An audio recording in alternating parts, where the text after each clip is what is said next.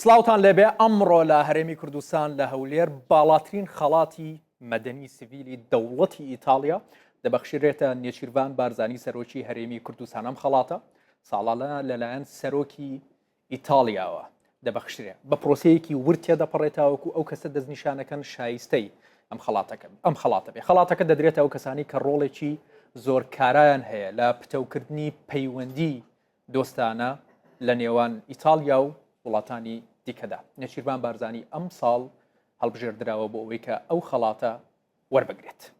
لە ڕێوڕسمێکدا پێی دەدرێت ئەو کەسێک کە بە نوێنەرایەتی سەرۆکۆماری ئیتالیا خەڵاتەکە دەدا باڵیۆزی ئیتالیایە لە عێراق بەڕێز نیکۆلۆ فۆنتانە کە ئێستا میێوان بە. بەڕێز فۆنتانە بەخێراتن بۆ ڕوودا و خۆشحاڵم کە لێرن. زۆر سپاس، زۆر خۆشحاڵم کە ئەمڕۆ لەگەڵێوم. سپاس. ئەمە ساتێکی زۆر گرنگە کە تێیدا قسە دەکەین من و تۆ. هەروەها وەرچەرخانێکە لە پەیوەندیەکانی نێوان ئیتالیا و هەرێمی کوردستانی عێراق. لە ڕاستیدا نەک تەنیا هەرێمی کوردستانی عێراق بەڵکو کورد بەگشتی. چۆن بوو کە دەوڵەتی ئیتالیا و سەرۆکی ئیتالیا بڕیاریاندا ئەم مێدالیایی دەوڵەت ببەخشنە بە ڕێز نێچیروان بارزانی سەرۆکی هەرێمی کوردستانی عێراق؟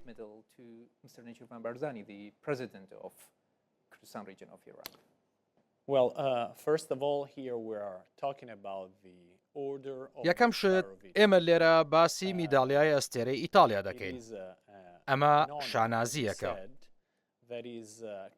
وەکو باست کرد لەلایەن سەرۆکی دەوڵەتەکەمان سەرۆک کۆماری ئیتالیا دەبەخشرێتە ئەو کەسانەی کە لە پێگەی جیاوازدا ڕۆڵی گرنگیان لە پتەوکردنی پەیوەندیەکان لەگەڵ ئیتالیا جێڕاوە.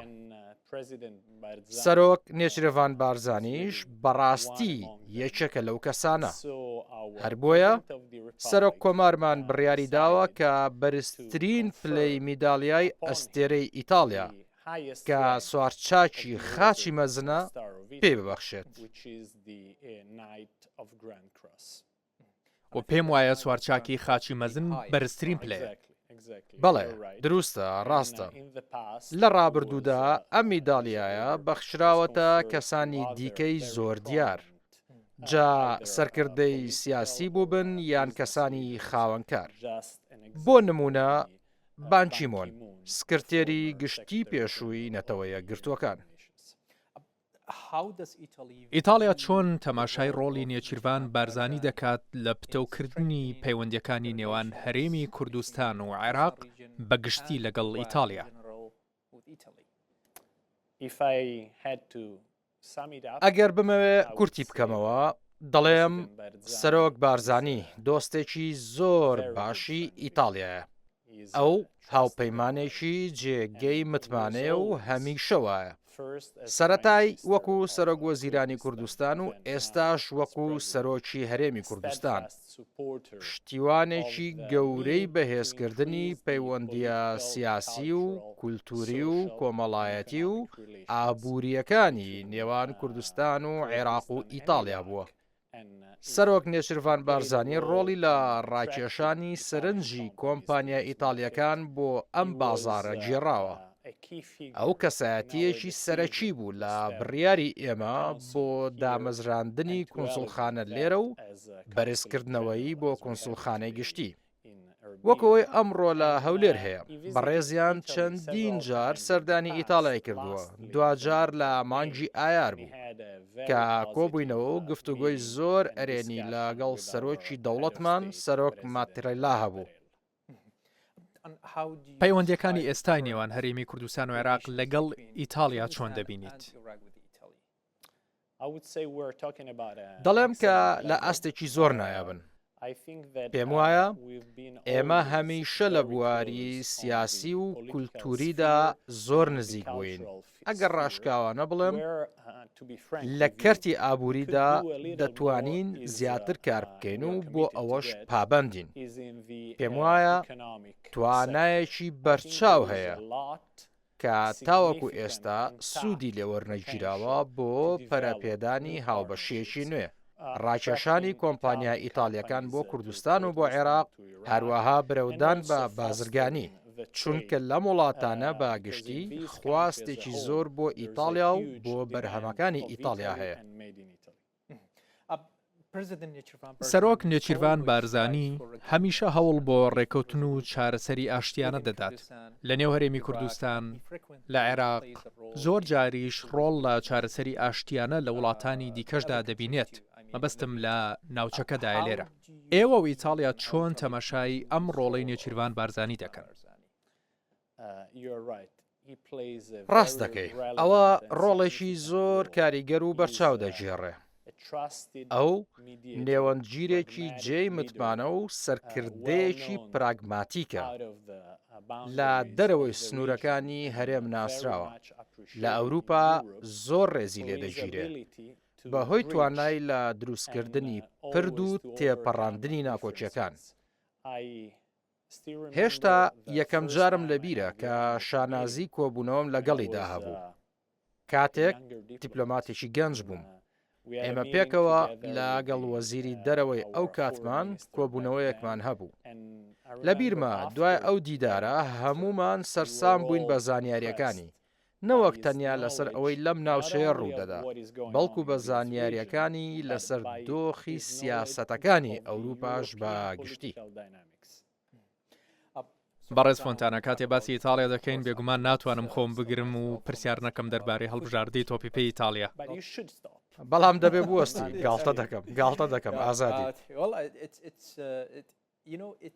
دەزانیت جۆش و خرۆشی کەمترە مۆندیال کاڵبژاردەی نیشتیمانی ئیتالیا تێیدا بەشدار نییە و نایبینین بەداخەوە ئیتالیا سەر نەکەوت بۆ مۆندیال بەڵام ئێمە وەکو کورد ئەوەمان بیر ناچێت کە لە ساڵی 1991 لە کاتی کۆڕەوی کورددا بەهۆی ستەمی ڕژێمی سەدام حوسێنەوە ئەو کات هەموومان بیرمانە کە هەموو یاریزانانی هەڵبژاردەی نیشتیمانی ئیتالیا ئەو کاتە هەڵبژاردی تۆپی پێ واژۆی خۆیان بۆ سەرۆک مەسعود بارزانی نرد بۆ نیشاندانی پشتیوانیان بۆ کورد ئەو کات من دەزانیت باسی 30 ساڵ لەمە بەردەکەین ئەمە شتێکی زۆر گەورە بوو و پێم وایە ئەمەش بەردێکی بناغە بوو بۆ دامەزراندنیان قۆڵکردنەوە و پتەوکردنی پەیوەندی نێوان گەلی کورد لەگەڵ ئیتالیا بەڵام دەمەوێت بپرسم چۆن دەکرێت پەیوەندی نێوان هەرێمی کوردستان لەگەڵ ئیتاڵا زیاتر پتەو بکرێت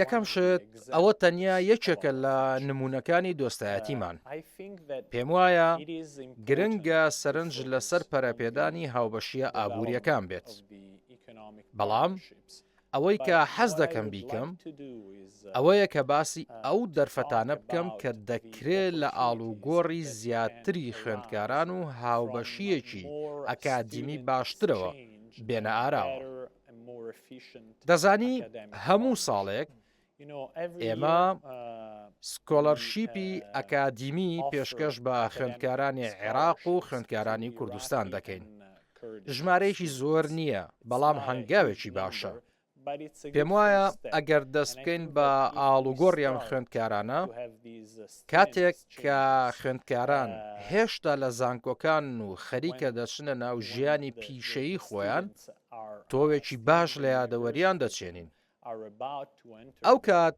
ئەوان باشتر لە کولتوری ئێمە تێدەگەن هەمان شتیش دەتوانین لەگەڵ ئەو ئیتاڵیانە بکەین کە لێرە لە هەرێمی کوردستان دەخوێنن بەم شێوەیە لە داهاتوودا ئەم کەسانەمان دەبێت کە دەتوانن ببنە باڵیۆز بۆ هەردوو وڵات بەو شێوەیە هاوکاری و دۆستایەتی پتەو دەکەین من خۆم خوێنکارم بینیوە خەڵک لە هەرێمی کوردستان دەناسم گەنجانێک کە لە ئیتالیا دەخوێنن ئەوان زۆر حەزیان لە وڵاتەکەیە هەمیشە ستایشی گەلی ئیتالیا دەکەن هەز بە نزیکی نێوان کللتورەکانمان دەکەن بە تایبەتی وەکو من تۆ ئێستا باسمانە کرد بەها خێزانیەکان باسی ئەوەشت کرد کە ئەمە ئەو بوارەیە کە دەتوانن کاری لەسەر بکەن هیچ پلانێکتان هەیە بۆ نمونە هیچ تیمێک هەیە بۆ کارکردن لەگەڵ زانکۆکانی کوردستان هیچ پلانێکی کردداری لەم بوارەدا هەیە لە ڕاستیدا دەستمان پێکردووە دەزانی ئەم هەرێمە سەقامگیریەکی ناسراوی هەیە و ئارامی هەیە بۆیە داوا لە زانکۆ ئیتالیەکان دەکەین کە پەیوەندیەکانیان لەگەڵ زانکۆ باشەکانی ئێرە لە هەرێمی کوردستان زیاتر پەرە پێ بدەن.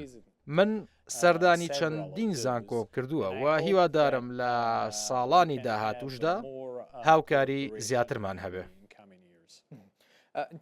هەر لە ڕووی کولتورەوە با شوێنەواریش لە بیر نەکەین. شوێنەوار یەکێکە لەو بوارانەی کە پێم وایە ئیتالیا یارمەتی زۆری هەرێمی کوردستان دەدات. ساڵانێکە ئەو یارمەتیە پێشکەش دەکات و یارمەتیەکی گەورەشە. شتی نوێ چییە لەو بارەیەوە؟ ئێستا لە ڕووی کولتوری و شوێنەواریەوە ئەو یارمەتیانە چین کە ئیتالیا پێشکەشی هەرێمی کوردستانی دەکات.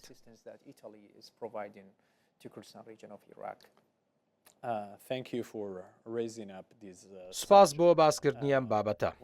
کاتێک باسم لەوە کرد کە پەیوەندیە کولتوریەکانمان لە ئاستێکی نایابدان، لە مێشکی مندا مەبەستەکەم لە هاوکاریەکانی تایبەت بە بواری شوێنەوار بوو.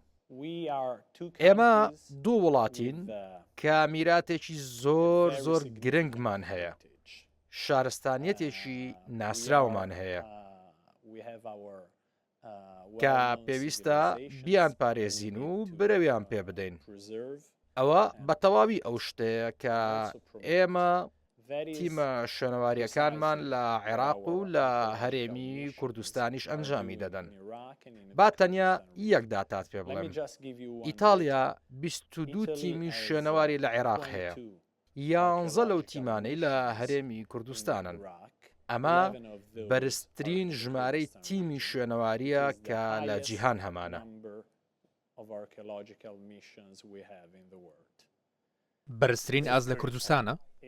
نەخێر مەبەستم لە هەموو عێراقە. 22 تیم لە هەموو عێراق.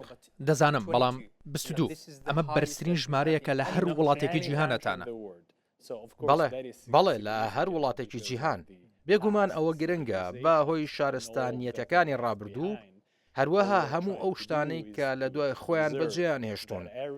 ئەوەی هەوڵی بۆ دەدەین ئەوەیە کە ئەو میراتە بپارێزین و لێرە لە کوردستان زۆر سەرکەوتوین. خەریکین لە کۆتایی مانگی ئەیلول یەکەم پارکی شوێنەواری لە نزیک دهۆک بکەینەوە. هیوادارم لەو بۆنێش بتوانین یەکتری ببینین تاوەکو هەموو بینەرەکانت دەربارەی ئەوە بزانن ئەو کات. کۆنسۆڵی پێشووی ئیتالیا لە هەولێر کاتێ هەفەیڤینم لەگەڵ کرد، بیرمە نامیلکەیەکی پێدام دەربارەی پرۆژەکانی ئیتالیا لە بواری شوێنەواری لە هەرێمی کوردستان. پێم وایە خەڵک دەتوانن بچنە سەر ئینتەرنێت و لەوێش ببینن. بەڵێ ڕاستە پێویستمان بە وەشانی نوێکراوەی ئەوە دەبێت. بەدڵنیاییەوە کارێکی گەورەیە. من بەڕاستی خۆشحاڵ بووم کە هەموو ئەو کارانەم بینی. زۆر باشەوە، پێزانینم هەیە بۆ ئەوە. کارێکی سەرنجڕاکێشە لە ڕاستیدا. پرۆژەکانی بیناسازی لە هەرێمی کوردستان زۆریان ئێستا کەرەستەی بیناسازی لە ئیتالیا دەکڕن. هەروەها کۆمپانیای ئیتالیش هەن کە لە کوردستان کار دەکەن. بەڵام لە چ کەرتێکدا هەلی باش هەیە بۆ پتەوکردنی پەیوەندیە ئابوووریەکان لە نێوان ئیتالیا و هەرێمی کوردستان، هەروەها لەگەڵ عێراقیش.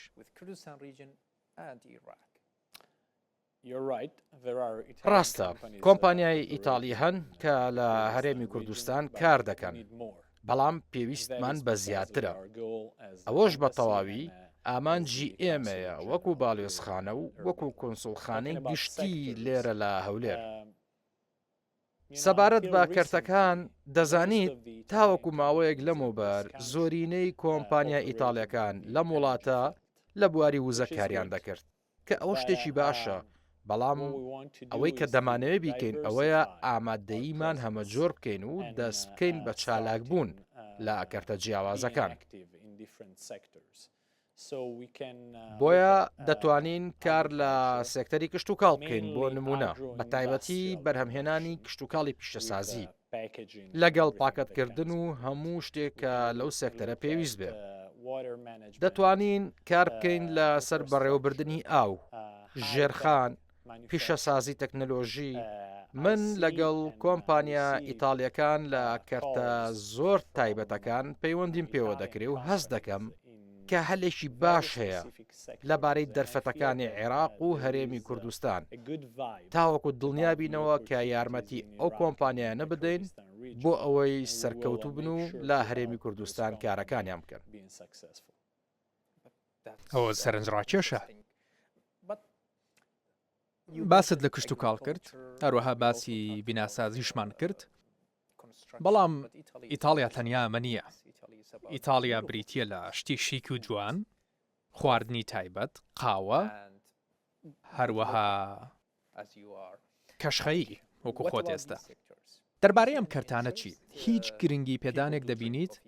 خەڵک بێگومان لە هەموو شوێنێکی جیهان ڕۆژانە قاوە دەخۆنەوە. ئیتالیا زۆر بەنێوبانگە بە قاوە و هەموو شتێکی دیکە لەبارەی خواردنەوە.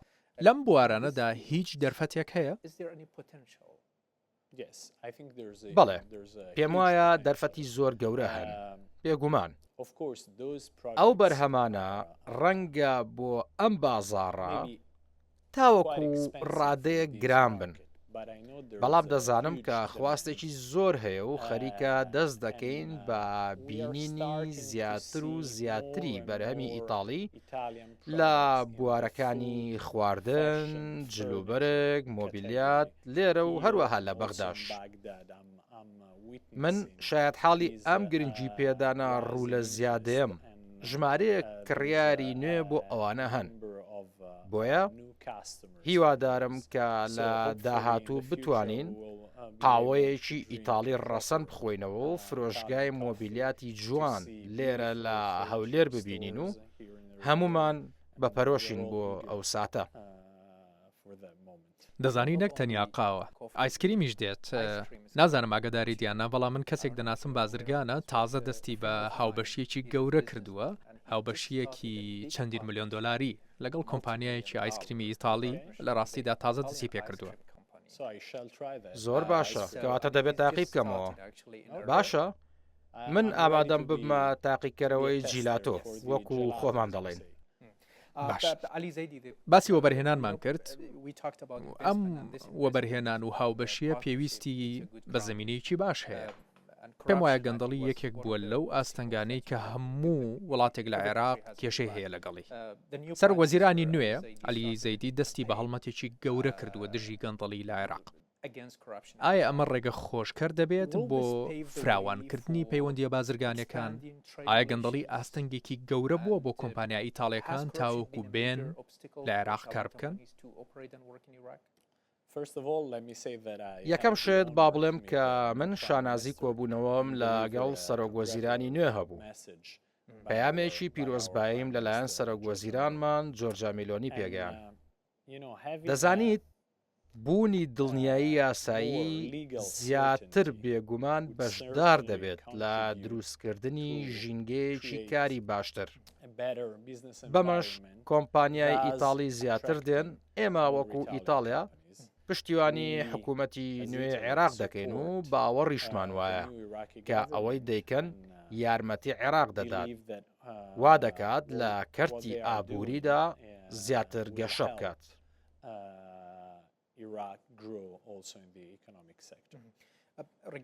سەبارەت بە هەرێمی کوردستان، چۆن تەماشای پەککەوتن و ناچالاکی پەرلەمانی کوردستان دەکەی دوای ئەنجامدانی هەڵبژاردن، هەروەها پێکنهێنانی کابینەی نوێی حکوومەت لە هەرێمی کوردستان، لەگەڵ کێدا لەم بارەیەوە قسەت کردووە؟ دەزانی یەکەم سەردانی من بۆ کوردستان نزیکەی 2 ساڵ لەمەوبەر بوو. ڕاستەوخۆ دوای هەڵبژاردنەکانی کۆتایی ساڵی 2024 ئەوە ئەنجامێکی زۆر نایاب بوو، با ڕێژەیەکی بەرزی بەشداربوون و بەڵگەیەکی دیکەی سیستمی دیموکراسی کوردی بوو. جێگەی داخە کە نەتوانرا حکوومەتێکی نوێ لە کوردستان پێک بێت. بەڵام دەزانیت وەکو ئیتاڵیەک هەمومان دەزانین چۆن داینامیکە سیاسیەکان هەندێک جار بەرەو جیاوازی توند لە نێوان پارتەکان دەچن. ئەوەی کە لێی دڵنیام ئەوەیە کە سەرکردە سیاسیەکانی کورد بەردەوام دەبن لە باشترکردن و پەرەپێدانی هەوڵەکانیان بۆ خزمەتکردنی هاوڵاتیان و لە کۆتاییشدا لە داهاتوویەکی نزیک حکوومەت پێک دەهێنن. سەبارەت بە کۆبوونەوەکان من هەمیشە لەگەڵ هەموو سەرکردە سیاسیەکان لێرە و لە سلێمانی شکۆ دەبمەوە. هەروەها ئیتالیا یەکێکە لەو وڵاتە چالاکانەی کە لە پرۆسەی چاکسازی هێزەکانی پێشمەرگە بەشدارە. تاوەکو ئێستا پرۆسەکە چۆن دەبینیت؟ لە ڕووی ئەمنی و ئاسایشەوە ئەو یارمەتیانە چین کە ئیتالیا ئێستا پێشکەشی هەرێمی کوردستانی دەکات.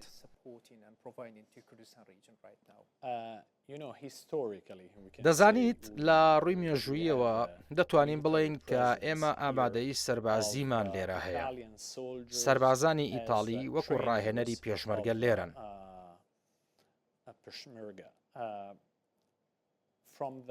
لە دوایین کۆبوونەوەکانمانەوە پێم وایە چەندین هەنگاوی ئەرێنی باش لەو پرۆسێنران و لە کۆتاییدا تەواوبوونی ئەم چاکسازیەیە.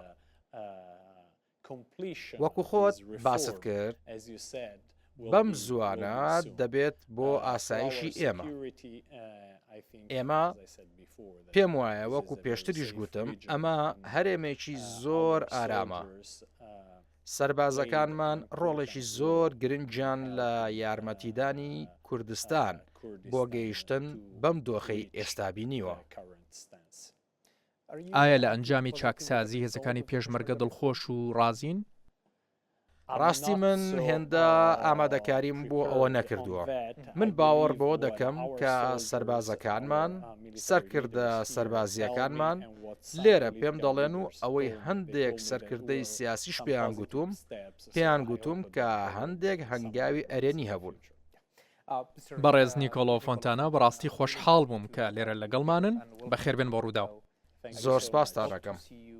هیوادارم زۆرتر بتبینمەوە جاری داهاتوو ڕەنگە بابەتی جیاوازتر شتی باشمان هەبێت بۆ قسەکردن لەسەری. زۆر سپاس. بەڕاستی من پێزانینم هەیە بۆتان و بە پەرۆشەوە چاوەڕێی گەڕانەوەم بۆ ئێرە. هەمیشە بەخێر بێ. سپاس کە بینەروبی سەرم بوون. ڕێز و سڵاو. من نەرفاتیح کاتێکی خۆش.